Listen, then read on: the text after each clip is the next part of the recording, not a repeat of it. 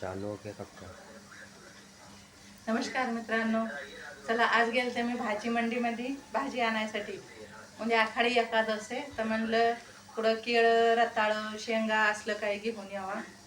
तर हो का, हे केळं आणले तर 30 रुपये डझन आहेत. बघा ही केळं, बघा कसं मस्त येतं, छान येतं.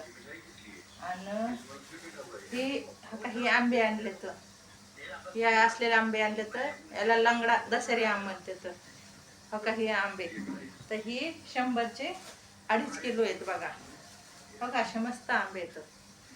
आणि हे हो का, शेंगा आणल्या. तर पुढं भाजी मंडीमध्ये बघितलं, शेंगा नाही भेटल्या आणि रताळ तर भेटलेच नाही.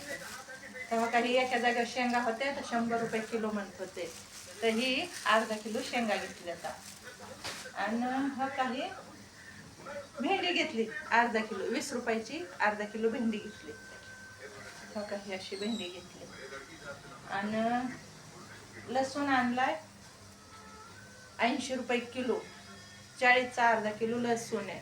ओके, हे अशा कळ्यात ह्याच्या चांगला मस्त आहे, मोठा मोठाला आहे आणि निभार आहे.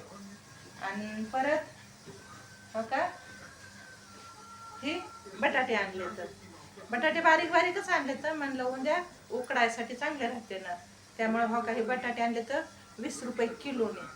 तर हे बटाटे आणले तर 2 किलो आणलेत. बघा. आणि दुसरी गोष्ट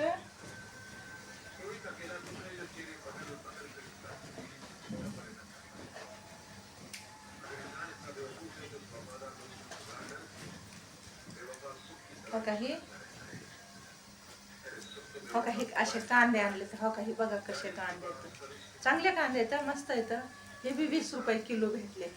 तर हे 2 किलो कांदे आणले. तर आणि बाकी काय नाही आणलं, मग एवढंच आणलं. आणि 10 रुपयाचे देवाला फुलं आणले. तर आणि हो का, हे 10 रुपयाचे फुलं देवाला, फुलं बी चांगले आहेत, छान आहेत, मस्त दिले तर 10 रुपयाचे. आणि हो का, एवढीच भाजी 300 रुपये गेले भाजीला.